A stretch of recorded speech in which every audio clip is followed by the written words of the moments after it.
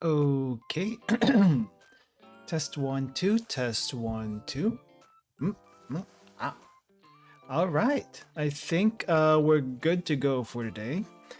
Welcome, everyone. How's it going? Today we're doing a Sakuraco snack box review. This is the Autumn in Kyushu box that they actually sent this out like maybe a week or two before the month that they're supposed to come in. But this is the November box, and we're gonna go through this today. Sorry for the late start today, guys. Um, just I had a little hitch at in the lab. This right before I was planning to leave, there was a little hitch with the instruments in the lab, and yeah, that's why we're starting an hour later than what I wanted to. But anyway, we're here. We're good. How's everyone doing? It's Friday. Happy Friday, everyone. I hope you guys are doing well. And Skill, yes, I see your message. How's it going? I'll be okay. Actually, I don't feel too bad, considering all the crap that I went through today, which is surprising, to be honest. It's a little bit surprising. But don't talk with my mouth full. Oh, come on. I know better than that. I know better than that. But yeah, I think other than that though. Let's see. Oh, right. I did do that with the messages. Hold on. Maybe I'll put this. There we go. Now, where would I put the thumbnail in that case? Maybe I'll do opacity on this one. That might be. I think that's not any better. That's not any better.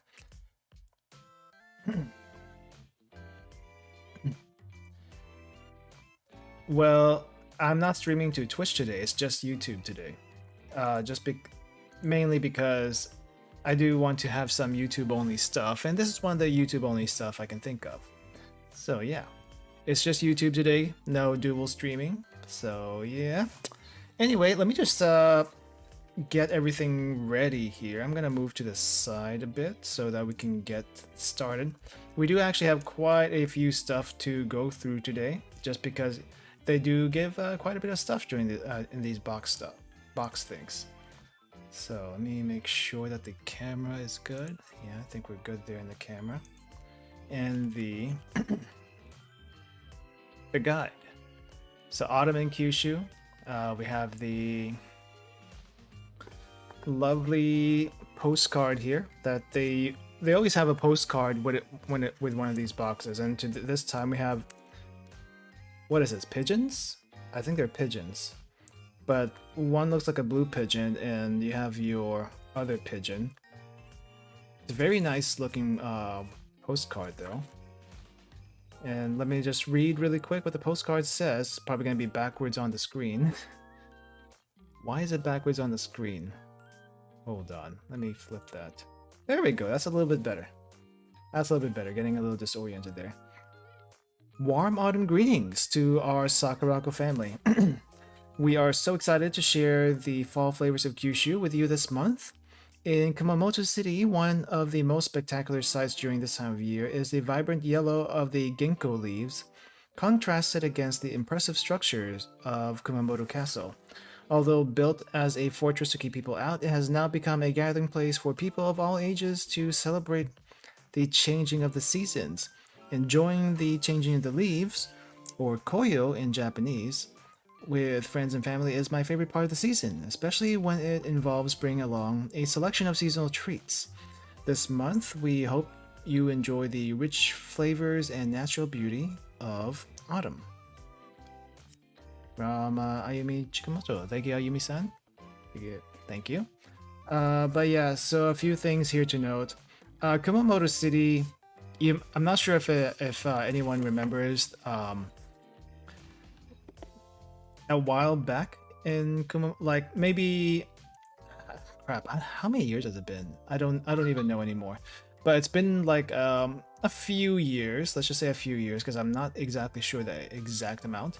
But there has been a earthquake in Kumamoto that may have made the news at some point or another. And one of the effects of the earthquake was it actually toppled down the Kumamoto Castle, which is shown here.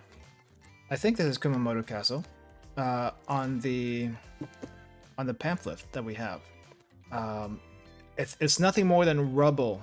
The last time I checked, and I was in Kyushu like 2019. Didn't go outside of Fukuoka or the Saga area though, so I never saw Kumamoto City in person, though I do have plans to go there at some point. So that's going to be interesting. Ginkgo leaves. I'm not exactly familiar what ginkgo leaves are. I know it's a thing, like ginkgo nuts. Maybe what is a ginkgo nut actually? Ginkgo nuts are the seeds found inside the fruit of ginkgo trees. They kind of look a little bit like pistachios. They look a little bit like pistachio, but definitely the flesh is quite different from your regular pistachios. Unless the pistachio you usually get in the stores is already roasted, so that might be a little bit different story. Anyway, just a few background notes regarding that postcard. Koyo. So yeah, actually in 2019 when I went to Japan last, I actually went there with the intention of seeing the leaves turn from into like orange, yellow, all the fall colors, but I apparently got there a little bit too early, so I never actually. Well, I wouldn't say I never saw it. There were hints of it starting, especially if you go up further north in Japan, especially where it's a little bit colder. That way the leaves actually know when to turn, because, you know, seasons and all that. And there were a few spots that had a bit of fall colors, but not very. What do you call this? It just didn't happen as what do you call this? As much as I hoped for the time that I did go over there. You know what? Yeah, it's not this one. Where was it? I talk about this stuff, but yeah, okay, so I think I have a few pictures of what I actually saw regarding the turning of the leaves, but it's not much to look at just because the season was not that. It wasn't right. The season was not right, but let me see if I can show you guys really quick on what that might look like. Which one is this?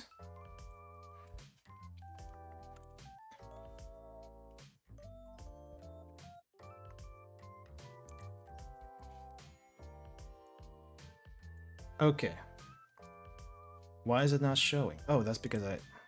Okay, so here is a picture from a onsen that I went to during that... I think it was around October, early October of 2019. The leaves apparently were not turning yet. If you wanted to see leaves turning into yellows and orange in Japan, you want to really go down there. Then you really want to go there around I think closer to November. Though for some reason I thought they turned as early as October. So didn't see much, sadly enough.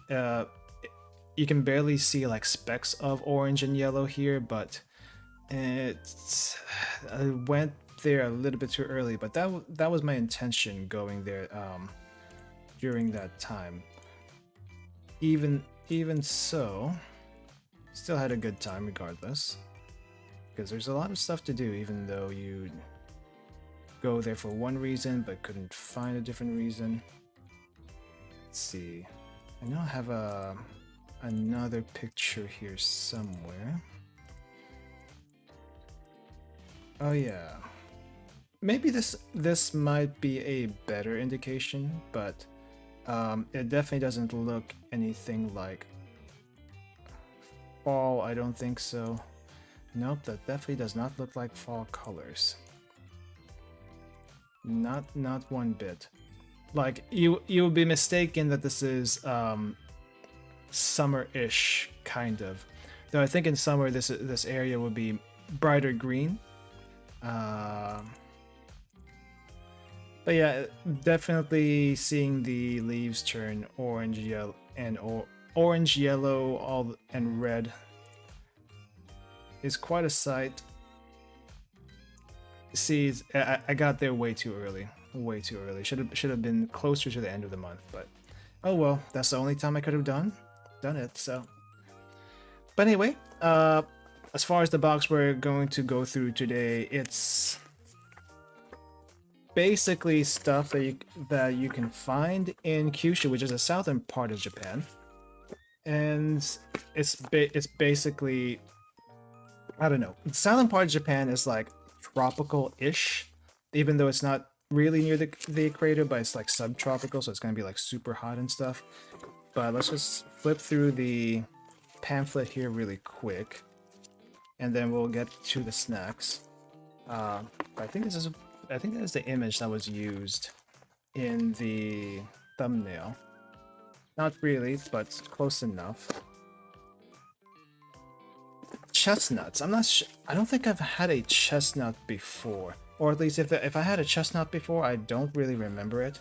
But chestnuts are a huge thing in the fall, especially down south in Japan. But I think everywhere else, it's really just a seasonal thing. On top of sweet potatoes. Sweet potatoes is also another thing. I think we have some sweet potato snacks in this box, but chestnuts, I remember when I went to Fukuoka, there were lots and lots of chestnut flavored desserts. I was kind of overwhelmed, let's be honest. I don't think I've ever seen so many chestnut stuff, but anyway, some food stuff here it's easier to show on the website than it is on the pamphlet. So we're gonna go through the website for all those food pictures. Curry chestnuts. So yeah, I think this is kind of what a roasted chestnut looks like, or at least one rolled in a dessert format. Sweet potatoes, another thing that you'll see in Japan, especially if you go there around fall season. And I think that's really all the main stuff from this. The rest are like the food pictures, which we'll see up here. Anyway, before we get started, before the stream started, I actually refrigerated all the jellies so that they're nice and cool by the time we get to them. And of course, brewed some tea. I brewed this one cold though, so that it's not well, I like brewing cold green tea these days, just because it's a little bit easier to drink and it doesn't like make my throat very, what do you call this, irritated. So yeah, we got some cold green tea. Apparently this is called Makinohara tea. Let me bring it up over here. So the Fukamushi green tea. I'm not sure. So apparently it's using tea leaves, Fukamushi tea leaves that are unique to the region.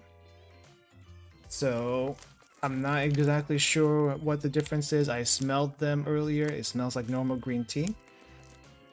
It looks like normal green tea, but then again, all green teas look the same, but the taste is going to be quite different. I just remembered 2 days ago, I accidentally glitched myself into Japan. Really? Come on. Anyway, so we got the tea here, cold brewed in the pot that we got before. And oh, I should show this before we get going. So I have my I have my rabbit cup here that I got from Fukuoka. No, wait, did I get this from Fukuoka? Yes, I did. Yes, I did. So I got this from Fukuoka. So, but the main reason why I'm bringing out the rabbit cup today is because of this thing. We have a rabbit print bowl that they added. Well, not they added, that they put in the box. So if you're not familiar with Sakuraco yet, on top of snacks, they also have like little kitchenware that they put into the boxes. And this time we have a bowl, similar bowl to what we got back in summer, which was black and had cherry blossom prints on it. This time we have a red bowl with little bunnies, little rabbits. That's why I brought out the rabbit cup this time for the tea. But yeah, it's pretty cute. Very reflective though. Very cute, very reflective. You can probably see my monitor being reflected on that. There's a reason why I'm holding it this way. But I am probably going to be using this for soup or rice and whatever else I can think of. Gonna be nice for the collection, that's for sure. Okay. Before I reflect my face on that thing, I'm gonna go ahead and get some tea here.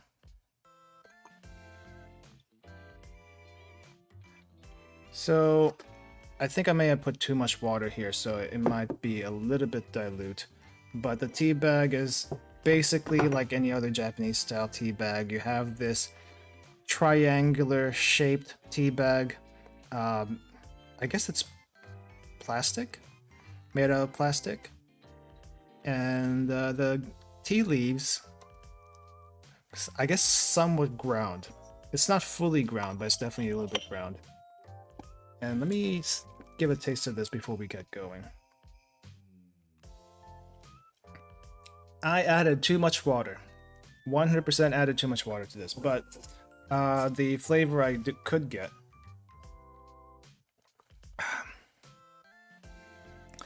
I don't think I let this steep long enough. I let it steep like about an hour and a half ago. And it's still kind of light. So definitely has not extracted all the flavor from that tea yet.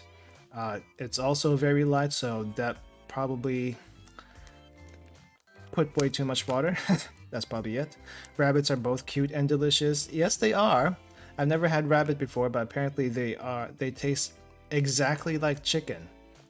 Exactly like chicken. So I don't know how I feel about that, but anyway. I would rather pet them than eat them. But if I had to eat one, then I will. But the tea itself, I can't gauge the flavor of this just because I put too much water. But let me see. Yep, too much water. I can't taste anything. Might have to get back to you guys on that once I brew this thing properly. So that's my bad. That's my bad. I can't taste anything there. That's quite a shame. But we're gonna start with this black bean senbei from Niigata. However, I don't know what happened here, but apparently my black bean senbei got crushed during transit, and now it's in tiny little pieces, and it does not look as good as the picture. Thankfully, though, I think this was the only crushed product in the box, so the taste is going to be there, it's just not going to look as good. So I'm going to eat the more crushed one and save the nicer one for later. Also, I'm going to see how if the mic picks up the crunchiness, because we need that. We need the mic stuff crunchy. Okay, it's picking up the crinkly now from the plastic, at least. Okay, let's see. So fragrant black bean senbei, crunchy texture, salty snack. Good with green tea. Genmai chai hojicha. So barley tea and a mix of barley and green tea, or just plain roasted green tea. But anyway, this is what it looks like. It looks pretty much like a regular senbei. Let me actually, I just found out this feature in my camera while doing live cam. So let me see if this improves the image quality any bit. Flashlight. I think that's a little bit better. I think that's a little bit better. But anyway, this is kind of what the senbei looks like. Let me see if I can focus a little bit better here. I think the image quality might actually be a little bit better than before, hopefully. But you can kind of see all the little crinkles and black bean there. Let me give it a shot.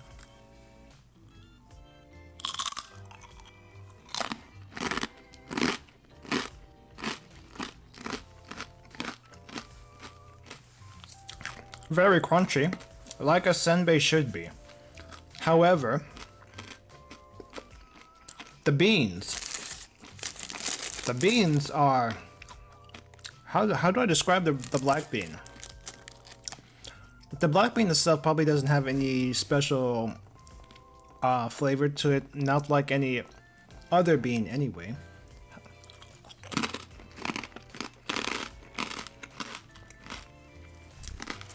But if you know those dried peas, that's the impression I'm getting. The black beans have the same texture as those dried green peas. The flavor though, the flavor of the black beans,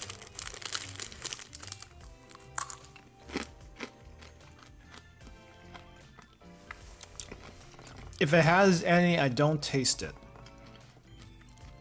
I honestly don't taste much flavor from the black beans, except for the beans themselves being, for lack of a word, beany. Like you chew on it, it's beany. It's a bit crumbly. It's definitely, you can definitely taste the protein in there. It's a bean. The senbei itself, not actually that salty. Or maybe I just can't taste it for whatever reason.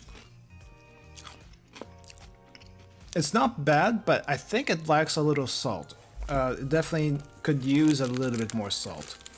I know Japan likes their subtle flavors, or at least makes them with very subtle flavors, but this is so subtle I can't even taste anything. I'm hoping I'm not infected by the virus, but it would be a shame if I was infected by the virus and I can't taste anything here, but I can still taste things. I just don't think it's salty enough. Like, here's the bean. It kind of looks like a peanut, right? The bean kind of looks like a peanut. But that's the black bean.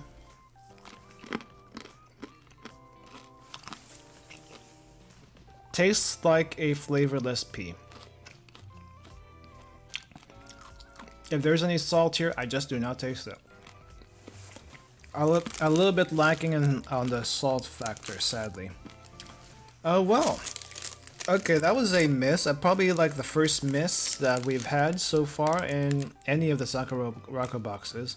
There's usually at least one redeeming feature or trait in all the snacks. This one though, it's crunchy. I'll give it that. But salty, I don't taste it. Maybe I'm just used to too much salt, but I don't taste even a hint of salt. None. Yep, none. No salt there. As far as I'm concerned, there's no salt there. That's a shame. That's a shame. I'm gonna finish this off later because we got more stuff that we're gonna go through.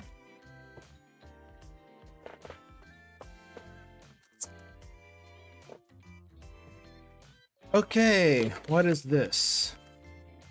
What did I just pick up? Sakuraco, what did I just pick up?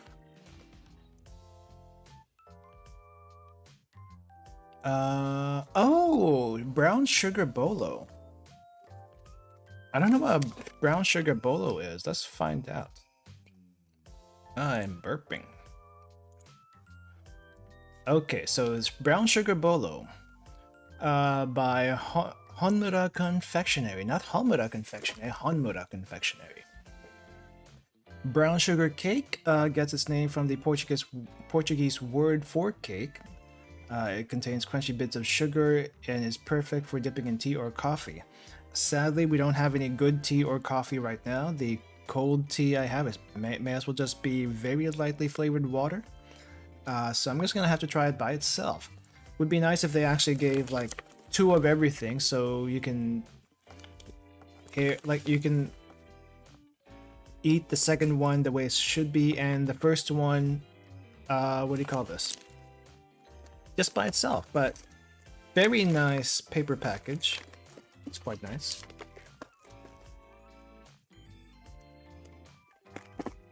Ooh. Now this is a texture that I was not expecting. When you say cake and brown sugar together, when you say brown sugar and cake, I expect something a little bit moist. It is slightly sticky. This part stuck to the packaging a little bit, but right now it's kind of like a. I mean, it's cookie shaped, right? It's cookie shape. It's very light. It's very light. I'm expecting this to be very airy. It's basically brown sugar all over. At least that's the color of brown sugar. Very soft. Very soft. See that inside? See that inside? Very airy. Very airy. Mmm. That's not bad. That is not bad. The brown sugar, if you don't like brown sugar, it's probably because the flavor is a little too strong sometimes. And indeed, there are some brown sugar bits. You might be able to see them on the camera, but there are some brown sugar bits here embedded in the cake itself, which once you bite into it does have a nice little crunch. Assuming you don't inhale the entire thing at all at once. Really, when you're eating these snacks, it's more of a tasting thing. It's not like the snacking culture we probably have in the US, where grab a snack, just inhale it, not really appreciate it sometimes. So especially when you're only getting like 1 or 2 of these, you need to at least get a good sense on how these things taste like. Otherwise, you just kind of miss out on what this is. But just on the onset, very squishy. Very squishy. It doesn't really bounce back much, if at all.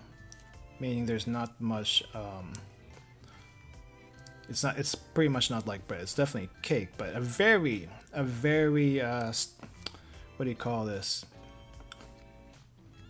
Very non-sticky cake. Well, I mean not sticky, but it definitely feels like there's a brown sugar coating everywhere here.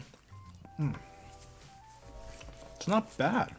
I really want to save the rest of this for later though, because if I eat all this at once, I won't be able to enjoy it for later.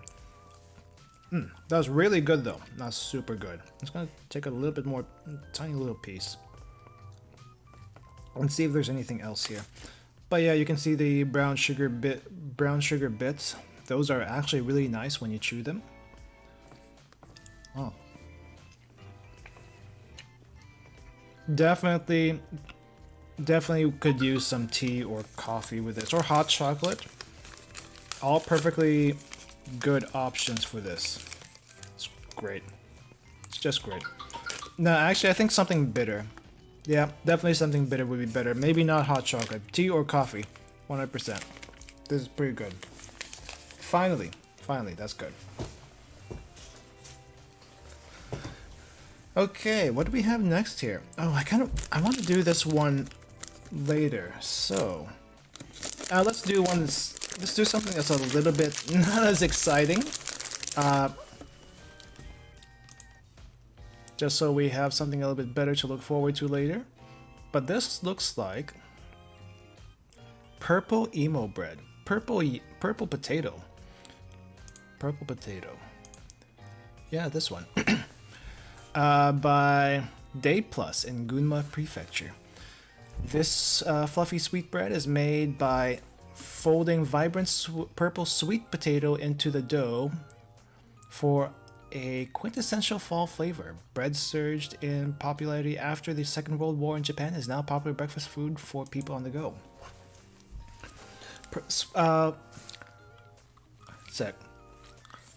So purple sweet potato. Whenever you tell me purple sweet potato, there's something we need to get straight first. It's not the same thing as ube. Ube, if anyone has ever heard of ube, if you've seen the purple potato called ube, it is not a sweet potato. It is a yam. It's a purple yam. Now, what's the difference between a yam and a sweet potato? Off the top of my head, I have no idea. But yam versus a sweet potato, Google is going to tell you that in the US, yam and sweet potato are used interchangeably, but they're actually very, very different as far as their starch and moisture. So yams are usually a little bit drier, starchy, bark-like as far as their skin, which is ube definitely is a little bit more bark-like than your typical sweet potato. Sweet potato is moist, fleshy, slick. So it's kind of like potato but softer. Whereas a yam definitely looks like more of a root vegetable, like an actual root. So that's the main difference between yam and potato. So ube is a purple yam, meanwhile purple sweet potato is just a purple sweet potato, which this one is purple sweet potato. It looks like there might actually be a filling in this one, which usually it's just flavoring in the dough, but if this one actually has a filling, that might be something to look forward to. Let's see. Let's give this a shot. Alright. Because right now, it looks like any regular bread you would find in a Japanese bakery, or even the grocery store. But if we open this up, please don't disappoint me.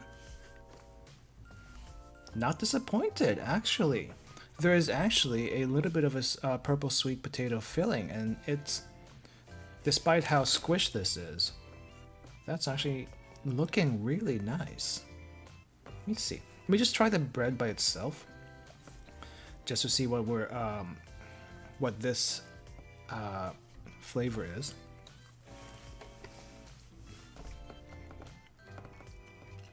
Bread, sweet. Does it taste purple? Maybe a little purple. Purple leaning, not really grape, but it does have notes of something sweet in there, kind of like grape, but not really grape. Now let me try it with the actual filling here.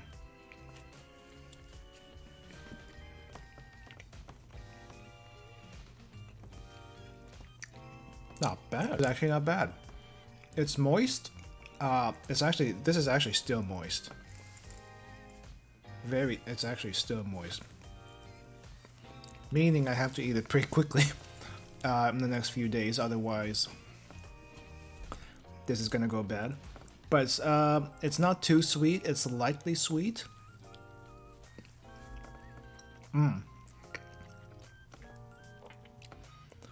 Lightly sweet, very moist. Definitely I think you need some tea or coffee with this, otherwise it gets a little bit too overwhelming, but by itself it's not bad. It's actually a lot better than most of the breads that we've had so far from these boxes. It's a little unfortunate that it kind of got squished, but that do be the nature of these things, so I'm not gonna hold that against them. The flavor though is nice.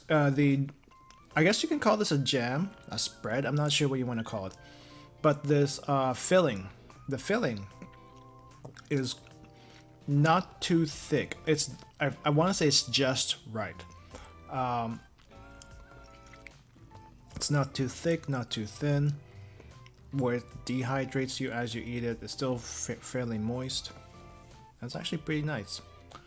Not the best bread I've had, but pretty darn good. Pretty darn good. Save the half of this for later. That's not bad.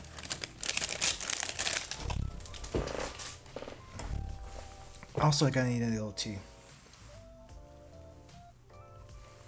Oh my god. Need a little tea with that one. That reset button for your palette there. So, what do we have next here? I still want to save the chestnut dessert for later. What do we have in this one? What's this white one? Oh, that looks a little interesting. Okay. Let's see. Oh, back up, back up. Yawaraka Milk Cookie by Bairendo in Saitama. Wait, isn't I thought Saitama was near Tokyo. What the heck is this? What the heck is it doing in this box? Yawaraka means soft in Japanese and perfectly describes the melt-in-your-mouth texture of this delightful baked cookie, infused with rich milk flavor and white chocolate. White chocolate and rich milk. Not sure how many people like milk flavored stuff. Sometimes though you don't really taste the milk. Sometimes it tastes really milky. Like White Rabbit is actually kind of milky if you think about it. But a lot of the milk flavored stuff that I've had before, it doesn't like Chinese milk bread, Korean milk bread, Japanese milk bread. To me, it doesn't really taste like milk. Maybe I mean, it's made with milk, but milk flavored, I don't think I really taste that. Or at least it's not what I expect milk flavored should be. So I'm a little bit, I'm kind of questioning if this is actually going to taste milk flavored or something, but it is a cookie. So and it looks like a regular sugar cookie, all things considered. And I cannot open the darn thing. Why? There we go. There we go. Yeah, it just looks like a regular sugar cookie except for the bottom. I don't think the bottom of a sugar cookie typically looks like that. That definitely looks more on the custard side. But the top, it looks like a regular sugar cookie, right? I don't think you can. This looks any different from a sugar cookie. But if you break this in half, it's a soft cookie. I prefer soft cookies, so nice for that. I'm not a hard cookie fan. I know some people are. I'm just not into that. Soft cookies, the best.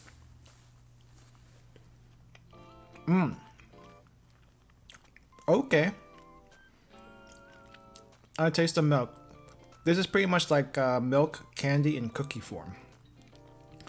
It's definitely very soft. I've never heard of yawaraka before as a word for soft. So I've heard fuwa fuwa, which is fluffy, and then various other words to describe soft, but not yawaraka. This though does remind me a little bit of some milk candies that I've had from my childhood, which is interesting because this is in cookie form, which I don't think those were cookies. They were actually candies before, but this is.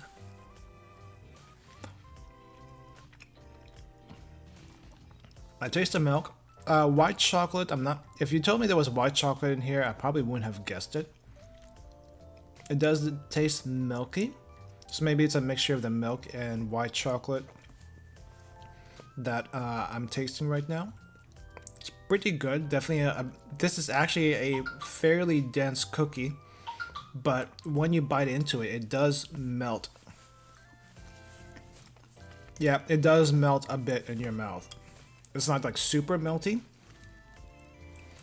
but it does dissolve fairly quickly and doesn't hang around, which is actually interesting for a cookie, because usually when you eat cookies, they tend to hang around a little bit. I'm not sure about you, but the cookies I've had hang around in your mouth, crumbs everywhere. This one has like barely any crumbs. It's kind of condensed. It's kind of squishy. It's a squishy cookie. It's still kind of soft. Definitely have some moisture in here, but but it would be very hard to not eat this whole thing up in one go. Which I am gonna save the rest of this for later, because I do want to save that and have some actually good hot tea with this. Nice hot tea one. Very nice. Alright. Got a bunch of more sweet stuff here. We got several ways we can go. So there is this Kumamoto Castle ginkgo leaf cookie shape. I'm gonna save that for before we get to here. So I think I'm gonna go with this one next. It is a sweet potato monaca. Ano imo monaca. Alright, let's see what we have about this. There's some Castella chestnut jelly. Oh yeah, I saw that chestnut jelly.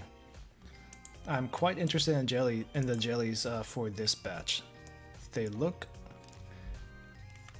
very different from what we had before. Also, a lot more interesting than the jellies we've had before. Oh, I was that close. I was that close to it. Sweet potato monaca from Fukuoka. Been to Fukuoka, I did not see this. This crunchy confectionery is made by sandwiching a smooth sweet potato filling between two wafer cookies. Just like any other monaca. If you have had those wafer ice creams before from the Asian grocery stores, it's the same thing, except this is your typical monaca with the bean paste and whatever inside. So hopefully there's no bean paste in. Hopefully there's no bean paste in this. Is there bean paste here?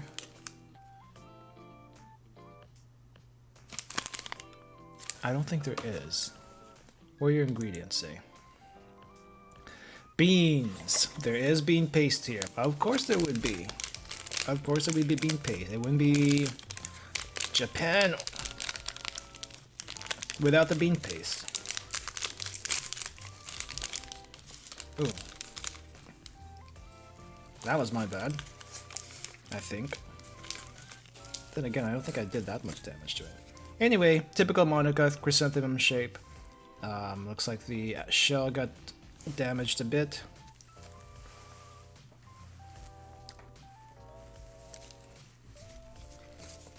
Yeah, this is your typical wafer on the top and the bottom. I'm gonna split it open though. Ooh, that's oh wow, this is super flaky. That's a very flaky monaca here. Inside, there's a very stretchy white paste. Very stretchy white paste. And how's the flavor? This is kind of falling apart on me. How's the flavor of this?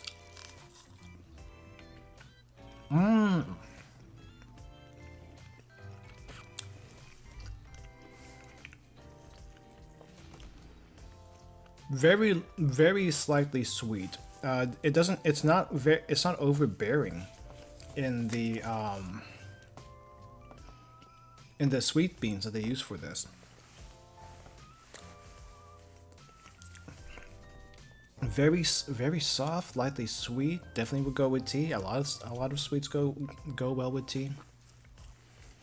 Very flaky outside. I'm not used to having a monaca, the wafers being this flaky, though that could also be partially due to the cracking and damage that this thing had during transit, or maybe just me just smashing my finger into it.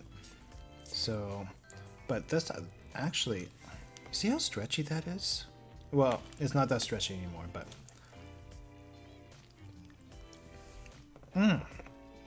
that's actually a really nice potato paste. That sounds weird saying it, but it's a potato. It's both potatoes, sugar, and beans. But it definitely, what do you call this? It's lightly sweet, not too heavy on the potato flavor.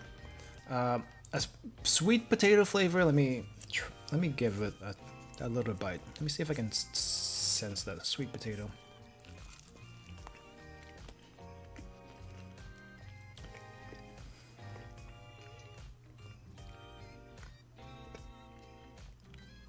I think the sugar and the beans overshadow any sweet potato flavor here, but you can taste it just a teensy bit. However, that texture definitely is your sweet potato texture, especially once mixed in with the beans and stuff.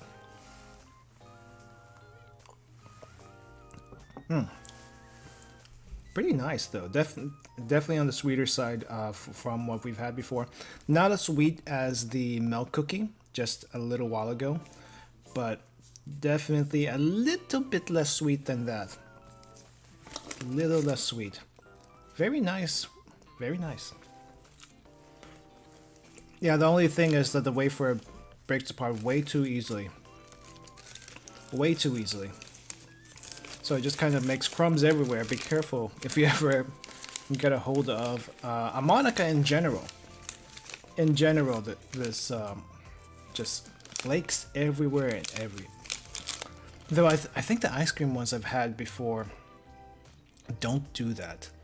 They flake, but not this badly. I wonder why. I wonder why this flakes really badly. Alright. Let's go with the cookie next, because that's pretty easy to eat. Alright. Let's see. Cookie. Oh, I missed a cookie. Alright, this is more of a regular cookie than anything, let's be honest. But it is in the shape of Kumamoto Prefecture, apparently, by Kiyomasa Confectionery in Kumamoto. Excuse me. Regular cookie ingredients in there, though there is some ginkgo powder and soybeans. That's about it, really. This white flaky pastry was inspired by the beautiful yellow of the ginkgo leaves surrounding Kumamoto Castle in autumn. Made with rich buttery pastry and actual ginkgo leaf powder, this delicate pie, they call it a pie, but it's a cookie, is coated in sugar before being baked to a light brown. Pie? This thing? It looks like a cookie. How is this a pie? I'm not sure how it's a pie, but they insist pie on the packaging. It says Kumamoto Castle Icho Pie. Icho pie? I'm gonna eat this pie. For sure. Let's see here. Yep, it definitely just looks like, oh, that bottom is very caramelized, I guess. But there's like a lot of sugar at the bottom, or at least crystallized sugar at the bottom of this quote-unquote pie. It looks more like a cookie though, but it is a ginkgo leaf shape. You can see the ginkgo leaf shape, very beautiful. I'm glad that this did not crack in transit. The top side of this, I'm not sure you can really see it, so it might be a little bit tough. The top side looks like it has a bunch of sugar crystals. It looks a little bit like those Dutch cookies you get in the blue tin cans from the stores. Kind of reminds me of that. So let me see if it's similar. Minus the ginkgo leaves. I doubt I'm gonna be able to taste ginkgo. I don't even know what ginkgo tastes like to begin with. But let's give it a try.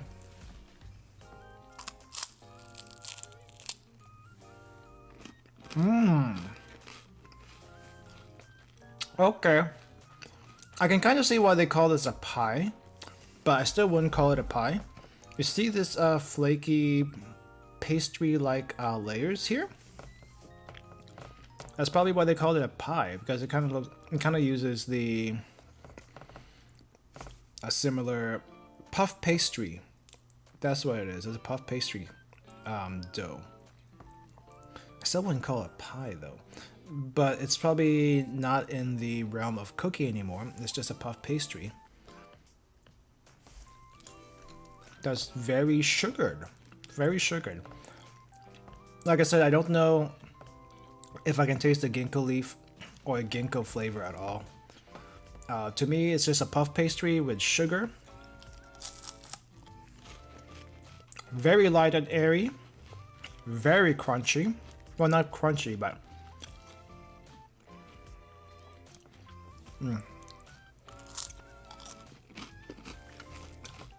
Very wafery. Doesn't break apart too easily unless you force some sugar, put some force into it. Actually really good, and I kind of wish they gave me another one because I just finished that one off. That was so small but so good. Ginkgo aside, I have no idea if it actually tastes like ginkgo. I just tasted flaky crust and sugar. Not sure about calling it a pie because there's nothing in it to make it into a pie, but it does use the same dough as pie probably, so I guess it's something, maybe. Welcome back from Russia. How was your trip? We are, I think, about halfway through this box right now. Alright, I've been putting this off because I wanted to save it for a little bit later, but now there's no putting this off. Is this the one? It's not the one. Which one are you? Chestnut Manju. This will be interesting. I mentioned earlier that Kyushu is very much a fan, well, Fukuoka, and I may in this case, I guess, is very... There were a lot of chestnut souvenirs and sweets in Fukuoka when I went there, and because it was a season for it.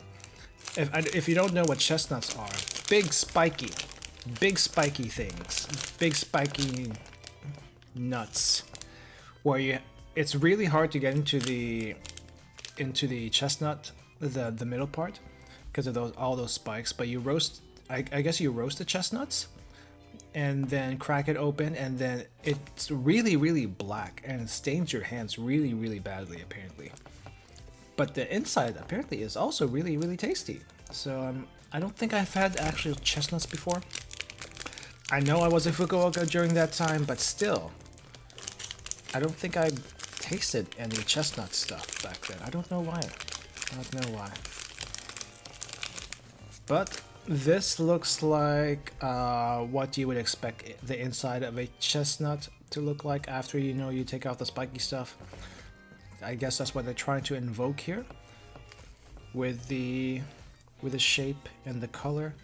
The top part feels like a thin layer of sugar, like a sugar glaze or something. And then we have some tiny seeds. What are these seeds? Let me see, what are these seeds? Poppy seeds. Okay, I wasn't sure. Okay, poppy seeds. Okay, so there's some tiny little poppy seeds. And the manju feels like a manju, as expected, except for the few things that I've mentioned already. Inside, let's look at the inside. Okay, maybe this way. Okay, can't exactly. Oh, you see how difficult it is to cut that top part? The inside looks like a chalky white. Now that's surprising, because usually in a manju it's more of a paste. But the inside here is definitely a bit more solid, a little bit more fluffy, grainy. I'm not sure what the correct word here is, but we're gonna give this one a try. Itadakimasu.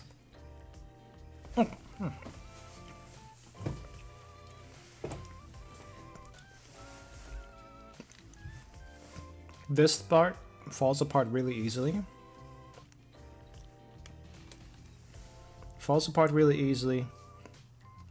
And the flavor,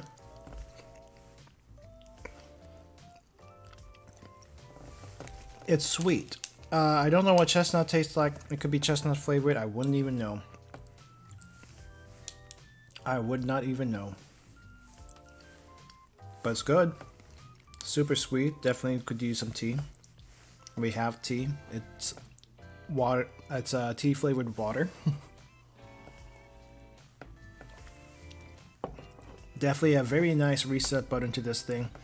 But the inside is dense, it's crumbly. When you bite into it, it will fall apart very easily. I think I've had stuff like this before, I just don't know what it's called. But definitely be careful of this because it just makes crumbs everywhere. It's tasty. It's tasty. I don't think I can really taste the outer film here, but it does make a nice presentation. Japan's very good at their presentation. Let me take another bite of this.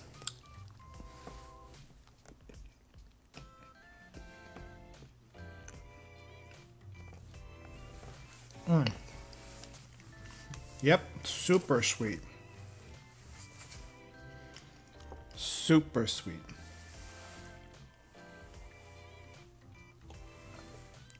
Okay. Wow. Yeah, I'm not sure how much of that I can eat because it's like really, really sweet. Even if I had some tea, this would be very overwhelming. I would share this with another person and see if they like sweets. But this inside is its own living thing, basically. It's its own mesh of paste that likes to break apart and make a mess out of everything. Usually the inside of a manju isn't quite messy, it's more pasty, it's more like bean-like. But because we're dealing with chestnuts here, and apparently no bean filling. Does it have any beans? It has a white bean paste with chestnut grains. Okay, that's where the chestnut's coming from. But it's definitely a little bit more starchy. That's the word I was looking for.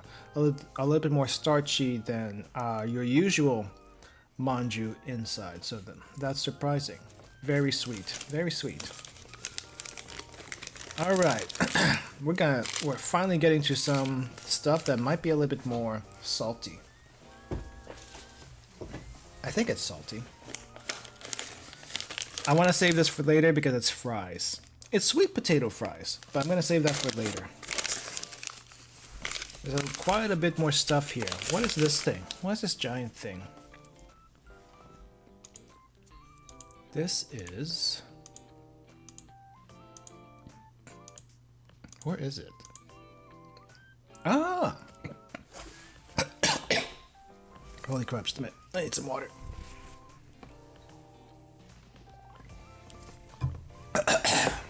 Okay. Huh. Almost choked there for a moment. Anyway. So this is a senbei. Looks like your regular senbei with rice flour, sugar, soy sauce, sweet beans. From Saitama again. Why is a Saitama thing here? The senbei apparently has honey and soy sauce. Usually it's just some sweet soy sauce, maybe added some sugar in the soy sauce. But honey and soy sauce. Let's see what this is like.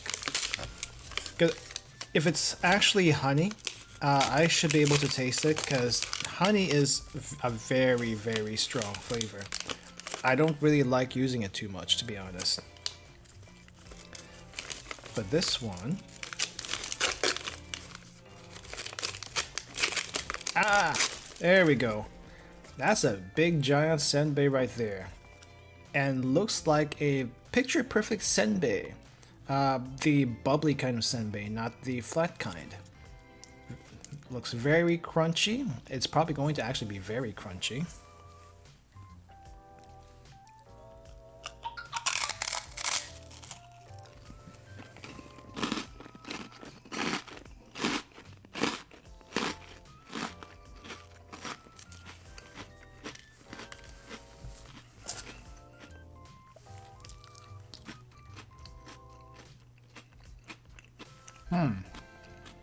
Not bad.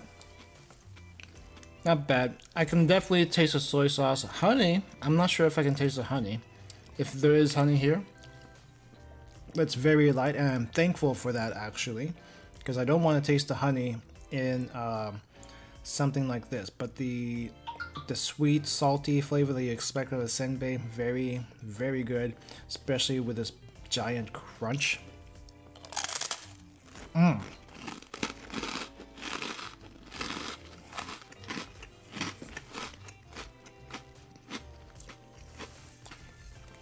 That is wonderful, especially after all the sweet stuff we've had today. Holy crap, that's good. Nice meaty crunch too. Very big crunch there. I am saving that for later. For sure saving that for later. Back to more sweet stuff though. Back to more sweet stuff. And I'm getting crumbs everywhere around my desk.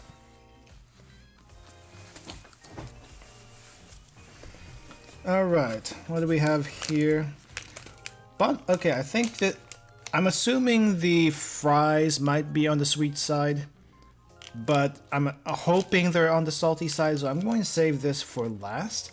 We're going to go through all the other ones here, though. Start with a small one. Start with a small one.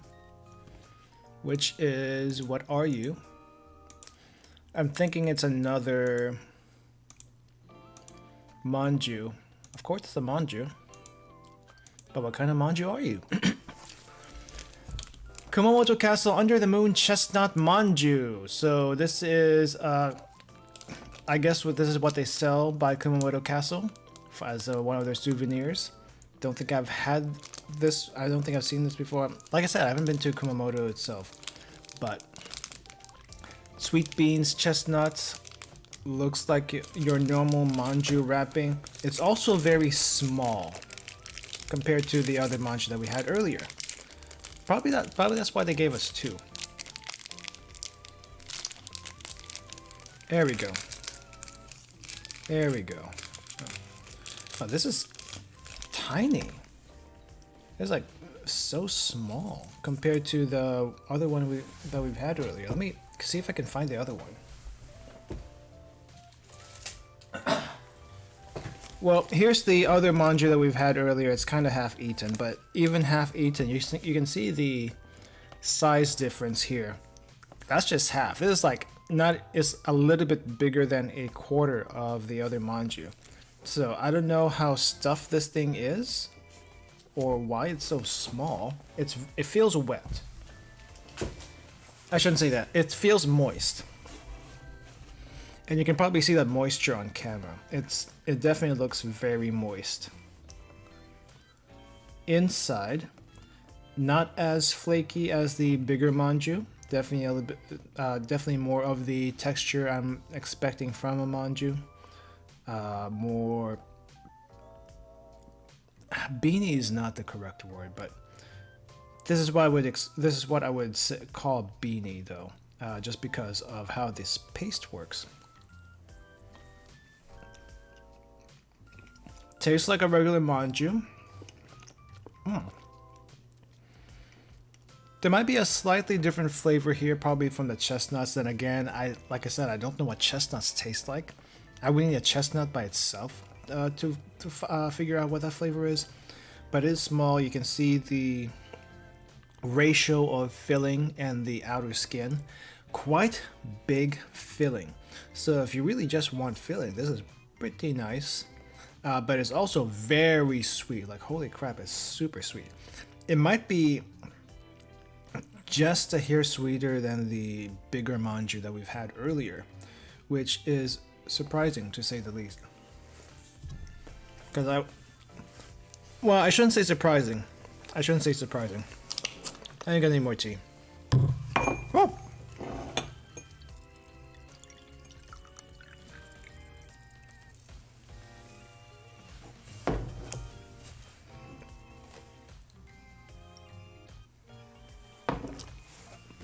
Okay, that tea's a little bit stronger now since it's had some time to to brew in the colder water, and it tastes a little bit stronger now, but it still tastes like tea flavored water. A little bit more bitter though, probably because I just did not prepare this cup correctly. Sorry about that. But this is very sweet. Definitely prefer a hotter drink with this, so that all that sugar melts a lot quicker. It's also very squishy. Look at this, very squishy, and breaks apart, but it doesn't crumb because of all the moisture in there compared to the other thing. And I'm just gonna finish this off because I don't think there's a reason to keep this around.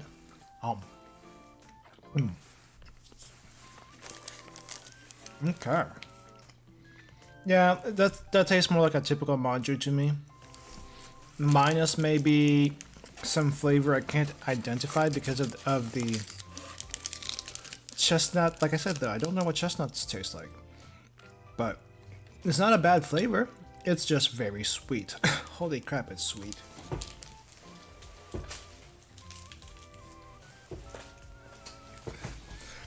You know what else is sweet? These other three before the fries that we're going to go into. Let me see. I want to save this Castella as next to last, because I've had Castella before, and I want to see if this is any different from the Castella I've had before. But let's go with our quintessential Baumkuchen. This time it's chestnut flavored Baumkuchen. Hopefully I can taste a chestnut this time. Please let me taste a chestnut this time, because I don't know what it tastes like. Let me taste something unusual that makes me say this is actually chestnut. But let me scroll over to that Baumkuchen. Oh, there's a Baumkuchen. Here's the Baumkuchen. It feels a little bit different from the usual Baumkuchen. Maybe because it's... No, it's not drier. It definitely has... Maybe it's slightly drier than the other ones I've had before. Definitely holds its shape very well, thankfully. See all those rings in the Baumkuchen now. Hopefully the software upgrade for the camera showed it. No, it might actually be moist. There we go. Breaks apart like it should. Like it should. Let me see though. How does this taste? How does this taste?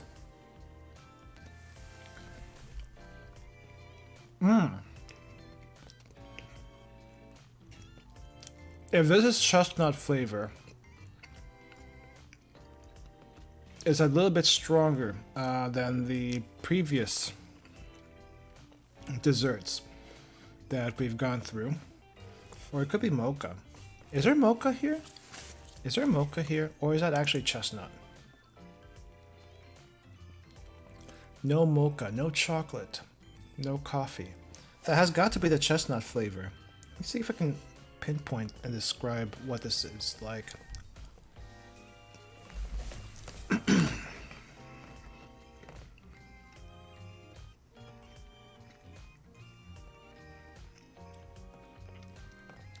Nutty, earthy, need some tea. Nutty, earthy, full-bodied, whatever the heck full-bodied means. But nutty and earthy are the two main descriptions I can give for a chestnut. Like when you eat nuts, you would expect it to taste like a nut, right? But earthy, maybe not so much.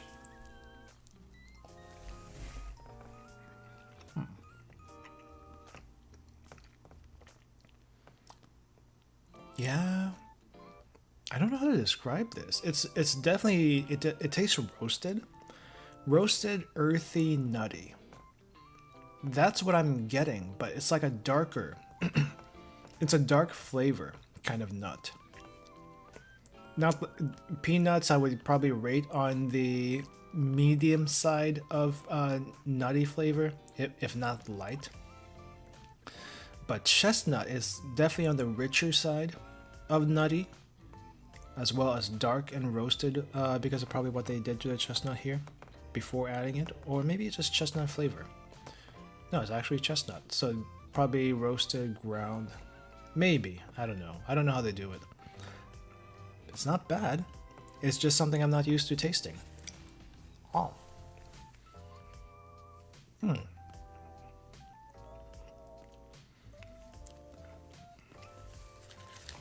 Yeah, I don't know how else to describe that, other than what I've already mentioned. It's strange. Maybe I need to actually get a chestnut one of these days and actually try one. But the thing is, I don't know where to find chestnuts around here. At least I'm not used to seeing any chestnut flavored stuff or chestnut in general in stores. Could just be me though. Could just be me. Maybe I'm just blind. Could be blind. Alright, Castella. Let's see, where's the Castella here? Where's Castella? It's the other direction. Alright, so here we have Castella, and this is from Osaka. Why are you putting Castella from Osaka?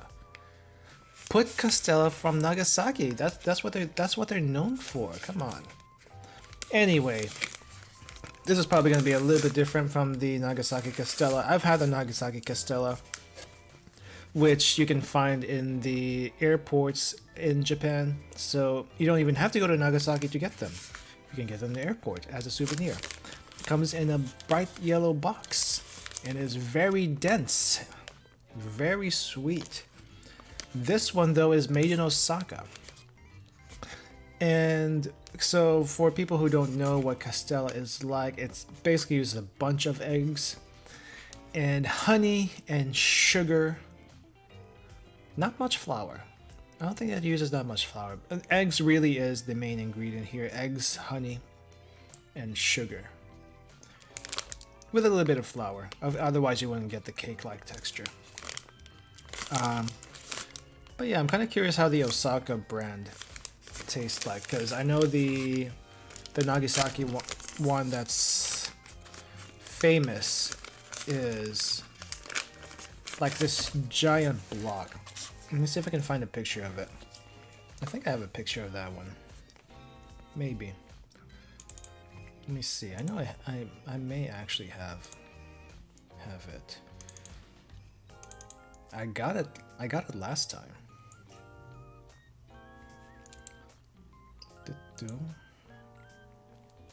Where is that Castella? I know I got it. Unless... Okay, I may have not actually taken a picture of the Castella itself. But I do have a picture of the box.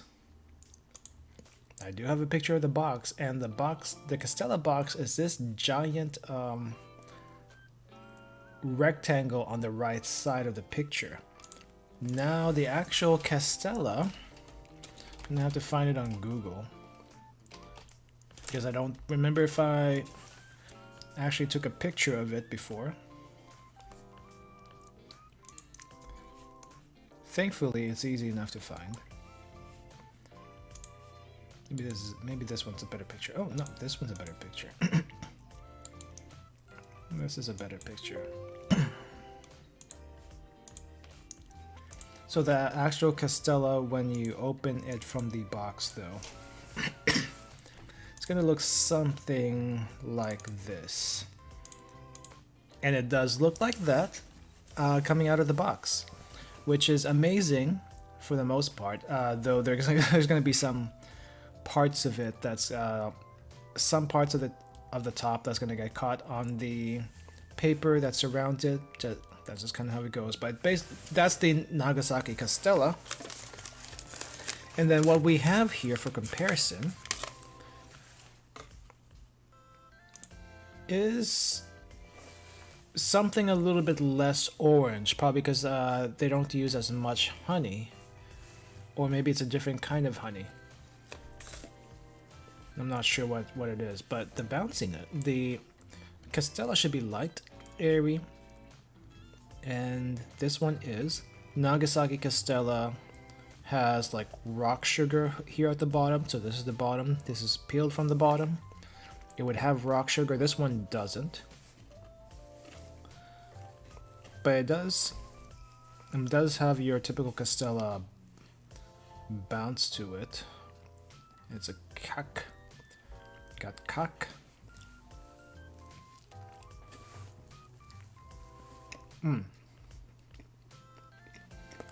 Yeah, this one's not as sweet as the Nagasaki one. It's not bad.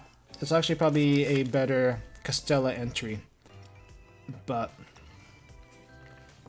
the difference in flavor from this and the Nagasaki version, quite a bit.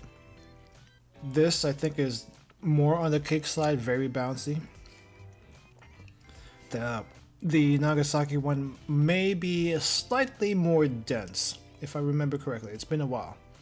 I think it might be slightly more dense and sweeter. This one, though, it's light and airy, which is not bad. It's actually really good. The flavor is not quite as intense, but it do be a cake. It do be a sweet honey cake. That's what it is. It's pretty good, though. It's pretty good. I'll set that aside for now. I got so much. Got so much desserts for tomorrow.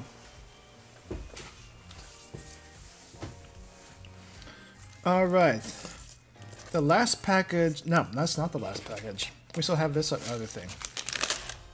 But hopefully the last sweet thing in this box, minus the jellies, because we're still going to do jellies after this, as a what do you call this? As a palate cleanser for the end. Maybe not a palate cleanser. The palate cleanser is wrong. But anyway, apparently this is donut sticks.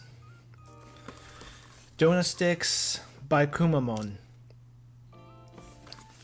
Kumamon, what do you guys say about this? So Kumamon apparently is the mascot of Kumamoto City, and the thing about Kumamon is his face is every freaking where, not just in Kumamoto. Anyone who wants to license Kumamon, they can, as long as they pay the city a fee for it, and that's how Kumamon brings in the money, and that's how Kumamoto is partly famous because of Kumamon here, apparently. So brown sugar donuts. This is probably not any donut that you are familiar with, but this is made with Okinawan brown sugar. As long as it's dough and fried, apparently you can call it a donut, so this might be the same case. In which case we have... Looks like we have 3 pieces here. It's actually a lot bigger than I expected. I was expecting something smaller. But... Interesting. Interesting. It doesn't feel very soft from out here.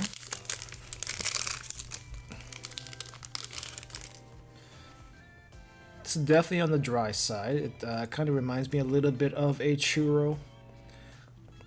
I don't think I've actually had a churro before, but it reminds me a little bit of that because of this texture here. It is dry, a little bit on the dry side, though there is a little bit of grease, I think. What is in this? Brown sugar, right? Brown sugar. Oh, there's also honey and molasses in here. All the sugar in the world. Alright, let me give this a try.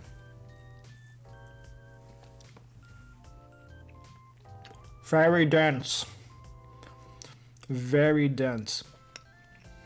That brown sugar does come through. Holy crap, that's so sweet. Oh my gosh, that's so sweet. But the brown sugar here, you can kind of see it here in the middle of the, quote unquote donut. And, ooh, need something to drink with this. Holy crap, that's so sweet.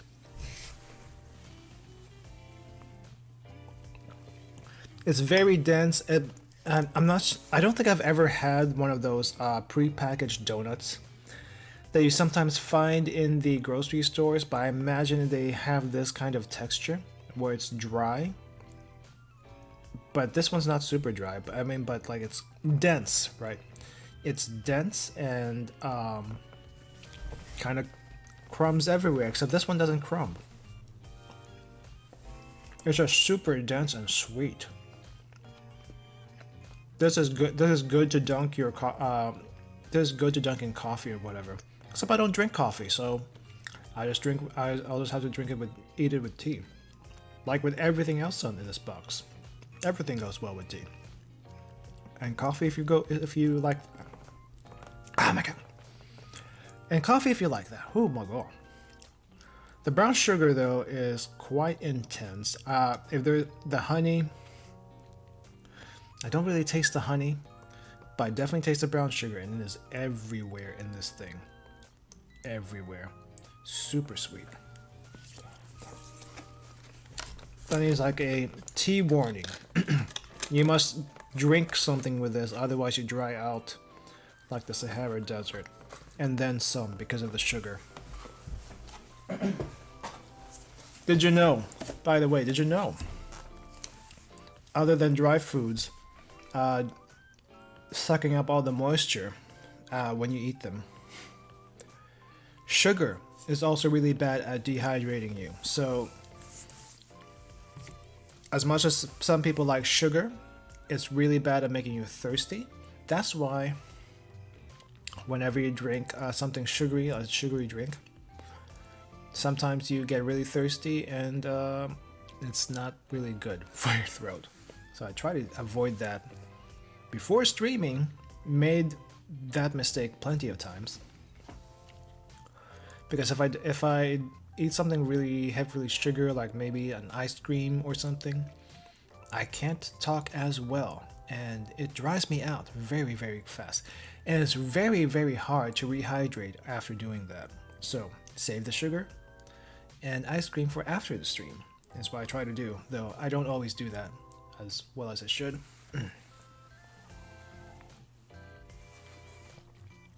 That tea does help though. Holy crap, that tea does help. Alright. So for the last, maybe not last, next to last stuff, we have fries.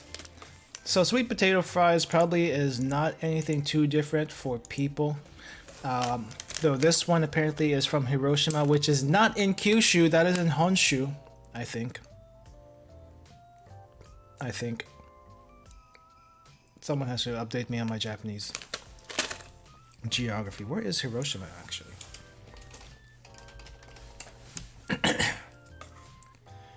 Hiroshima is in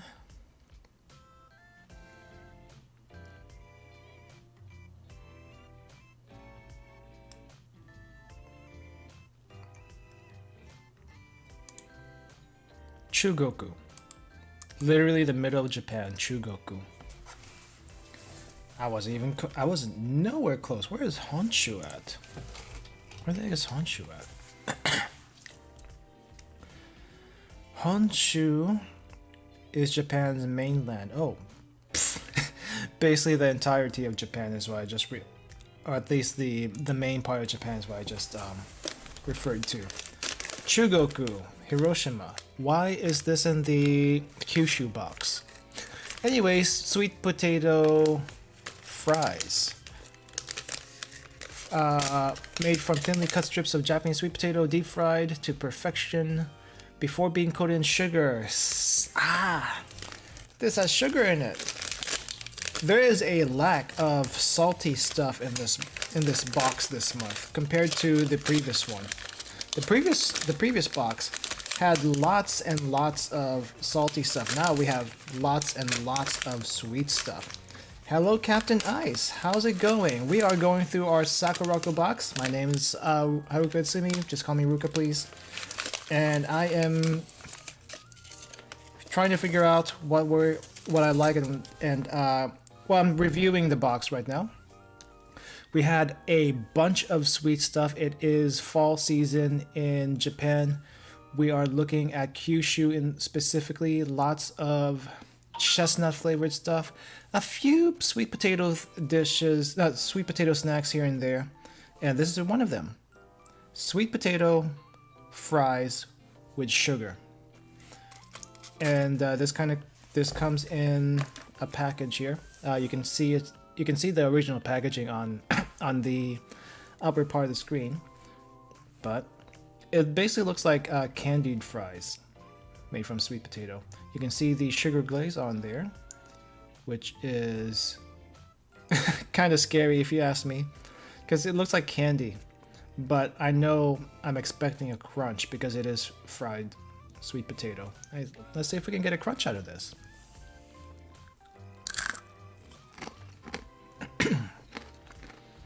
Not the crunch I was expecting. They're just kind of like... Let's try that again. Let's try that again.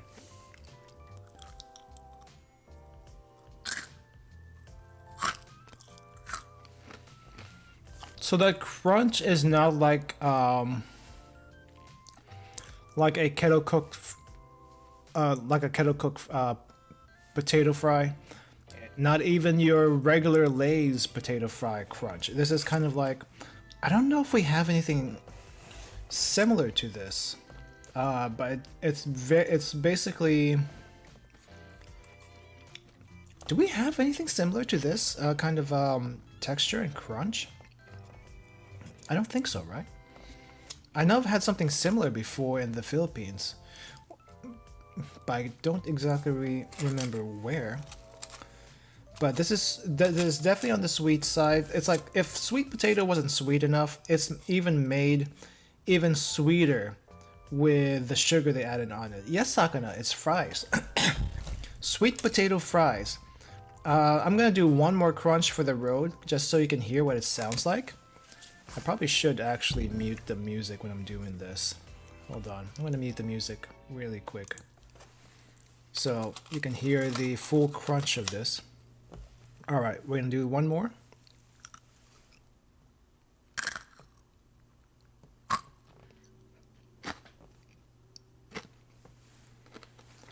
I hope you heard that. I hope you heard that. But, I don't know what to make of this. I like it, but it's like sweet on sweet. I was hoping there'd be a little bit of salt here to balance all this sweetness, but that's not what happened. That's not what happened. It's a nice candied potato, though. It's a nice candied potato. Can't exactly deny that. Would I reach out for this? I don't think I would have a craving for it, but it's definitely nice to get as a present. Definitely nice as a present. I need to find a way to... excuse me. I need to find a way to... preserve this, because I don't think I'm going to be able to finish this off very quickly, and I should not eat this so quickly because of all the sugar in there. It's really good though, it's really good. Anyway, that's the last of the snacks from this box. We do have 2 jellies to go, so we're gonna go through those jellies because I've actually been saving them for last. They are interesting, very interesting this time around. Let me clear this off really quick. I am gonna keep... No, I shouldn't. Should I keep the box here? I need a placemat or something.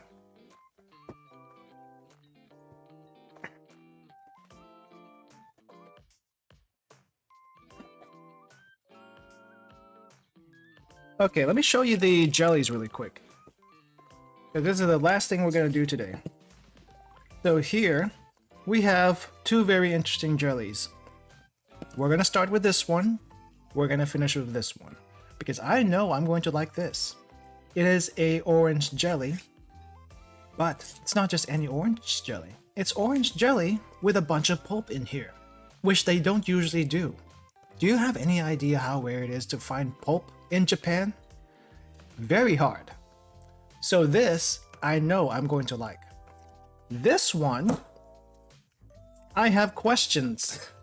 I have lots of questions about this one, because I am not sure if this is something I would normally reach for. But it would be interesting to find out what this tastes like. So this is a chestnut jelly. Let me see if the light might be actually too much right now. Let's put the light on. Yeah, let's put the light on. So this is a chestnut jelly. Again, I don't know what chestnut tastes like. I think the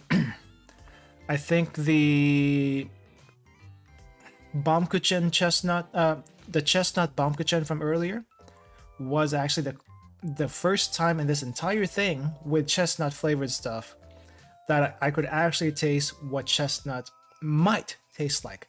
Now we have an actual chestnut here in jelly form.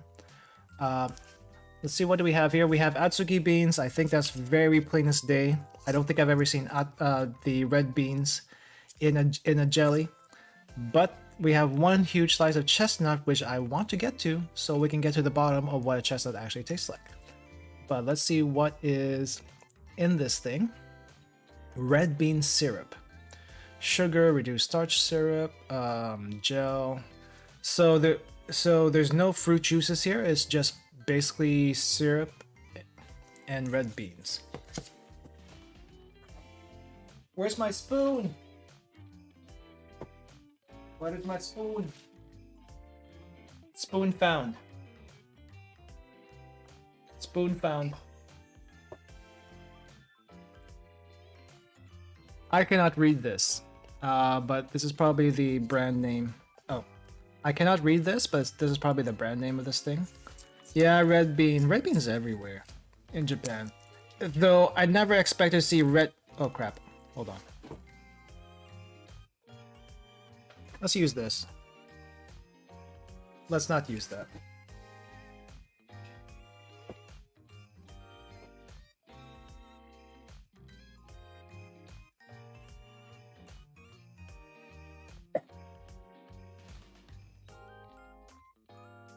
Okay guys, I'm sorry, this might be a little disgusting, but I need something to catch the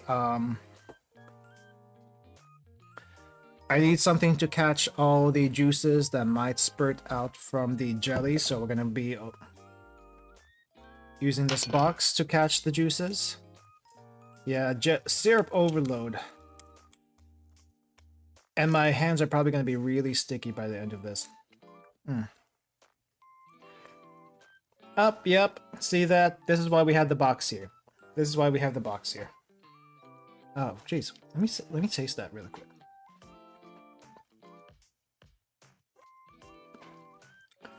Yep, that is that is red bean syrup. I don't know how I feel about that, to be honest. Don't know how I feel about that. But we have one chunk of chestnut here, and we have a bunch of red beans surrounding it. Let's take a bite where the red bean is first. Holy crap, that is stiff. Then again, this is agar, not actual jelly. So agar is quite firm. Itadakimasu. Here's your bite, guys.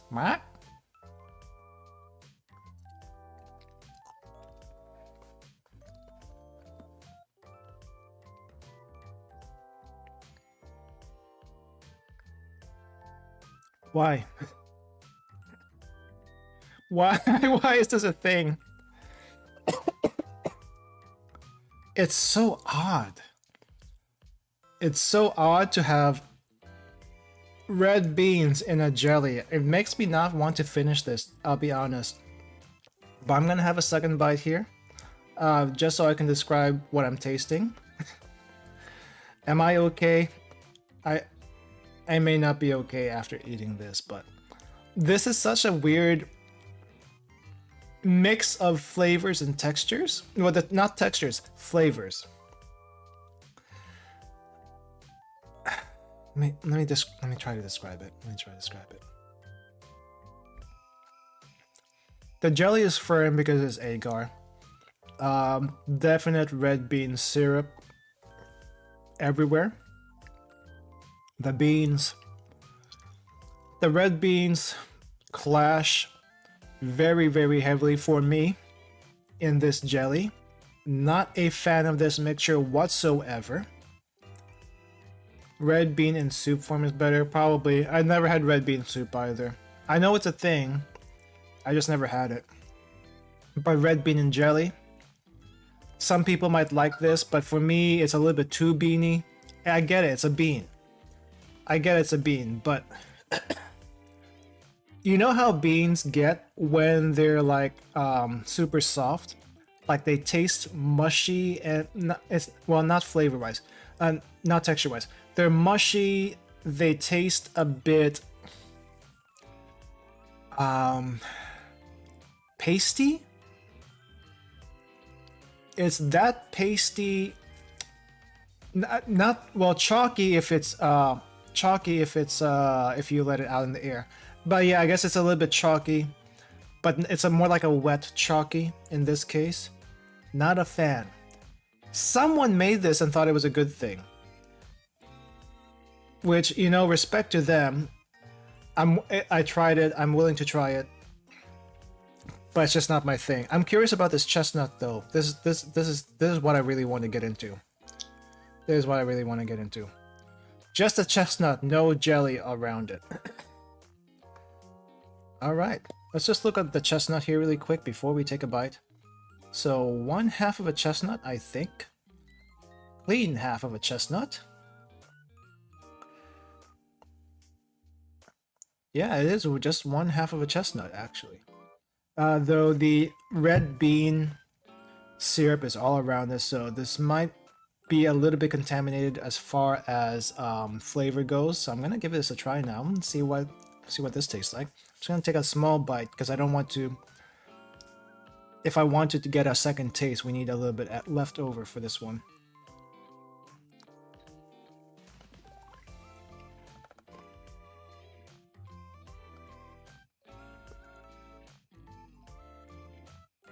Very soft, because it's probably been soaked in that syrup for a very long time. The texture is like a very soft potato. Chestnut flavor. I taste no unique chestnut flavor in this. Whatever excuse me. Whatever chestnut flavor this might have used to have, it is now gone. Taken over by the red bean syrup. Yeah. Whatever chestnut flavor this thing had, it's been taken over with the red bean syrup. And it can no longer be called a chestnut. It is just a chestnut with the texture of potato and flavored red bean. A little bit saddened. It's a nice try, but I'm a little bit saddened by this. Black jelly was chocolate. Chocolate jelly, can you imagine? I can't. I can't. But this was an interesting try for a chestnut. I still think the Baumkuchen was the best representation of a chestnut flavor. But because this has been soaked in red bean syrup for too long, the chestnut flavor is gone. It's gone by. It's imposter chestnut, and it also needs to be ejected from this thing. Heck, everything in this thing needs to be ejected. The beans need to be ejected like these two over here. I'm gonna keep it in the box. Just gonna put it off camera here, so you guys don't see it, though the aftermath is there. We are though going to finish with probably the best jelly ever to grace this box. We've had good jellies before, but this one might be the best jelly coming up. Let's get a picture of that really quick, and then we'll get the jelly itself. Yes. Actually, where'd it go? The best jelly ever. If only because it's orange and we have all the pulp in the world. Okay. Oh, yo. Gamer, I appreciate you and your tangents, but can you please keep the tangents to a minimum? It's a little bit distracting in chat sometimes. Please, please. And this jelly is overflowing again with juices everywhere. Everywhere. Holy crap. It's oh jeez. Holy crap, the juices are everywhere. Just a sec. That is a lot of pulp, and that's a lot of juice flowing everywhere. My hands are very sticky. I'm gonna have to wash my hands very, very soon. This deserves a plate. Hold on. Let me see if I can use this.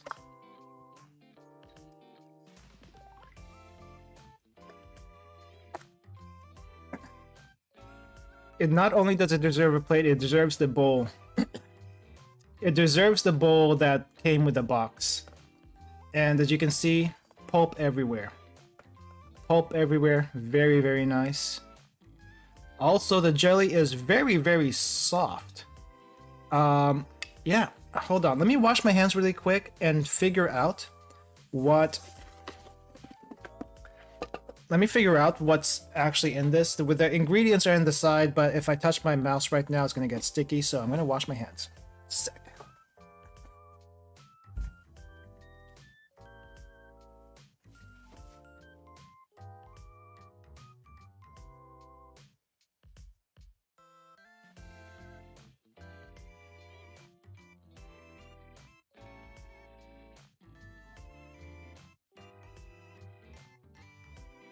Alright, gamer, see ya, and thank you for dropping by.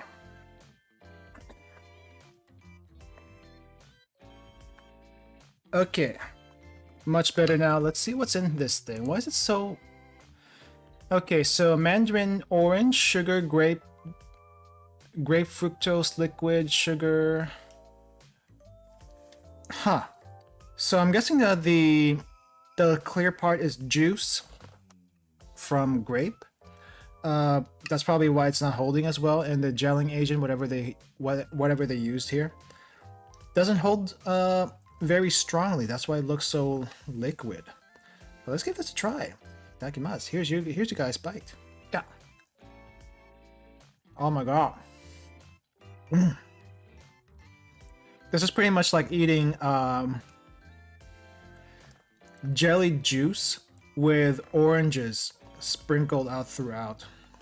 Like, holy crap, this is super good.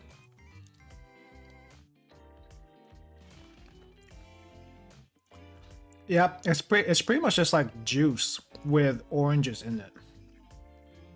And it just so happens that the juice is slightly jellified, but it doesn't really hold very well. I'll be honest, it doesn't really hold very well. You can see it falling apart here. If it weren't for the cup, it would probably have disintegrated a long time ago. But it's somewhat holding, not very well. If this was chilled even more, this will be even better. But as it is, it's pretty good already.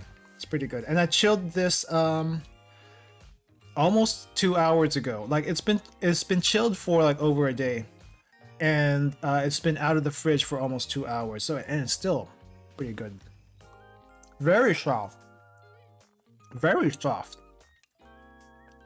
Holy crap, this is just a jelly part. You can't really see it, but it jiggles.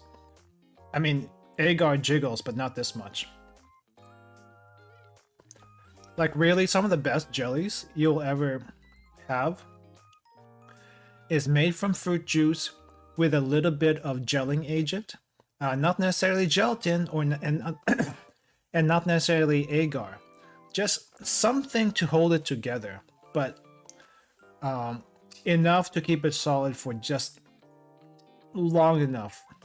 Just long enough. But the main highlight here really though is all this it's not even orange pulp. It's basically oranges just all over the place. There is some just orange pulp here, but it's mainly orange slices. Like here's a little bit of orange slice.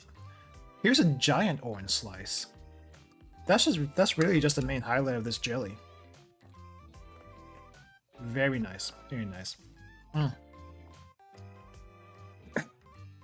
But yeah, that concludes our Sakuraco box for this month. Excuse me. And if we look over here on the website, up here on the website, I'm gonna enlarge it really quick so that we can all see, which is not that.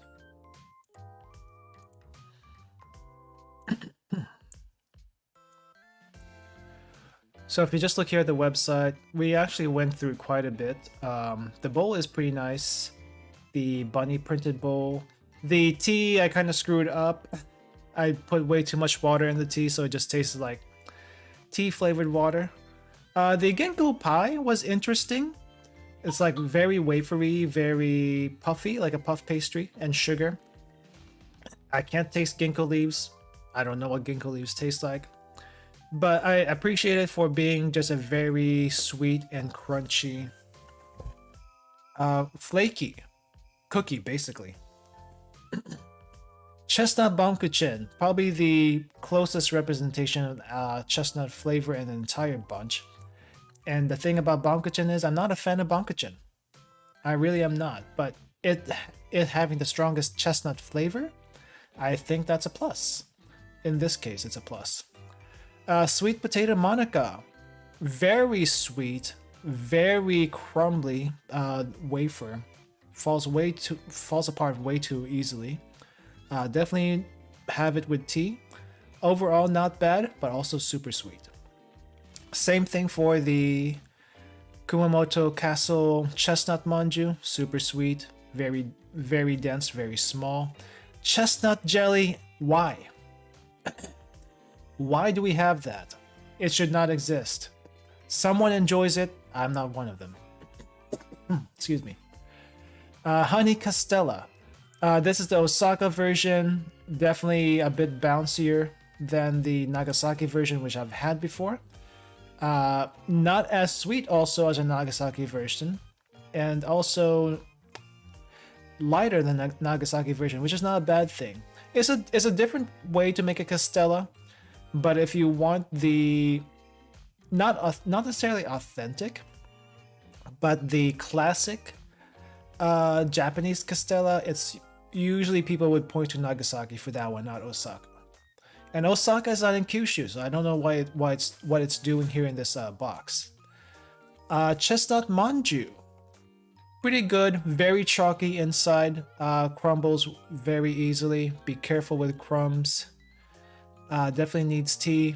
Overall, not bad. Could not really taste the chestnut flavor though. Nice presentation otherwise. Sweet potato fries, the karinto. This is candied sweet potatoes. Sweet potatoes are already sweet. Why would you need to make it even candied? But then again, same thing for dried mangoes. Mangoes are already sweet. Why would you make them candied after drying them? Because it's good. I guess that's the same thing here. No real opinion on them, though it might make for a really good candy snack whenever I feel like that. Excuse me. Yawaraka milk cookie. Actually super good. That one was actually super good. Very milky, melts in your mouth. Like literally it dissolves in your mouth as soon as it touches it, because I'm not sure what they made it. It's not even like a sugar cookie, but it looks like a sugar cookie. It melts like a sugar cookie. That's soft. It's soft, by the way, not hard. And tastes very milky. I like it. Definitely like it. Brown sugar donuts. Looks nothing like a donut. Tastes nothing like a donut. It is dense. It is, I guess, fried. But it also has a very heavy brown sugar flavor, which is not bad. But you definitely need to eat this with, you need to drink something with this. There we go. Either tea or coffee, because it is very sweet. Citrus jelly and Amanatsu citrus jelly. Best thing in the entire package. And I'm gonna finish this off after the stream. The purple emo bread, purple sweet potato bread. Actually, surprisingly good for the compared to all the other breads that we've had before. All the other breads that we've had before is just bread with no filling.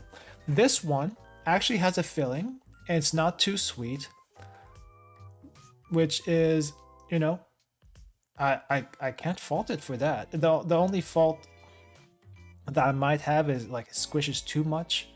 But then again, that is an Asian style bread, so can't say too much about that. It's either you like it or you don't. I personally like it. It's just, you know, the packaged bread is definitely a lot different from fresh bread. Brown sugar bolo. It's a cake with a lot of brown sugar. It's actually not very sweet, despite the brown sugar, but it does have the brown sugar flavor. Actually really good. Actually really good. Low moisture, holds well together, doesn't crumb very easily. Would wish I had a second one.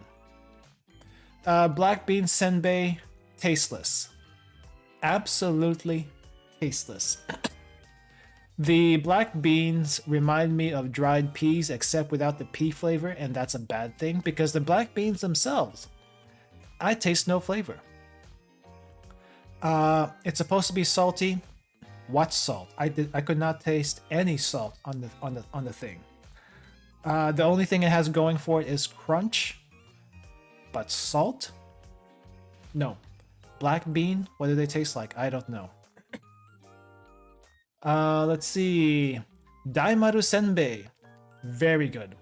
Very good. It tastes like a senbei should, with the slightly sweet soy sauce coating on the outside.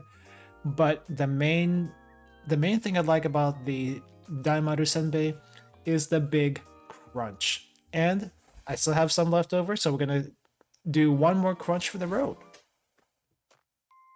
Where is it? There we go. There we go. So I still have a little bit of that senbei. I still have a little bit of that senbei.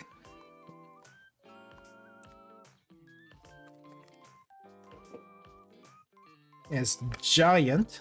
You have to get huge bites out of this thing. So we're gonna do one more crunch for the road, and end the stream on that note. And it's gonna be a very tasty note. I hope. I hope. Okay.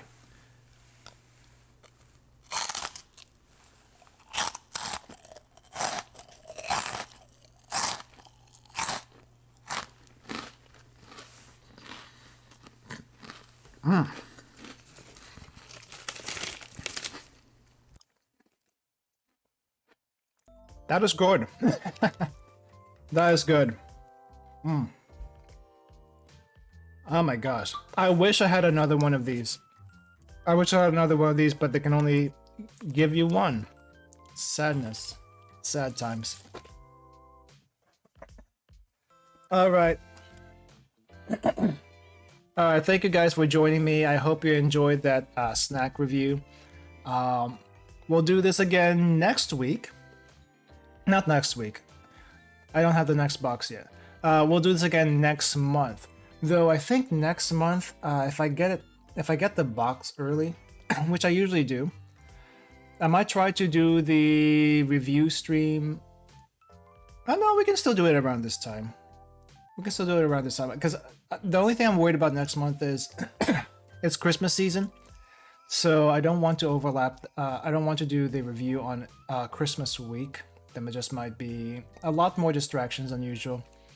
But yeah, we'll do the snack review again next month, probably around the same week. So yeah, I hope you guys enjoyed that.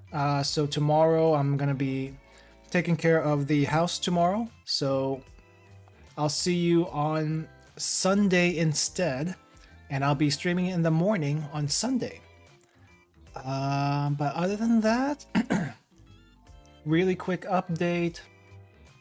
Have not been able to touch Lobotomy Corporation since my last Twitter post. Day 37, when I get to day 41, that's when we'll start these streams back up again. And I'll make sure we do Hakma right off the bat, because we need to get through Hakma. before we can go through day 46. That's how it's gonna be. Anyway, that's all I got for today. Thank you guys for coming. Thank you guys for watching. I hope you enjoyed it. And I'll see you all next time. Have a nice rest of your day, everyone. Goodbye. See ya.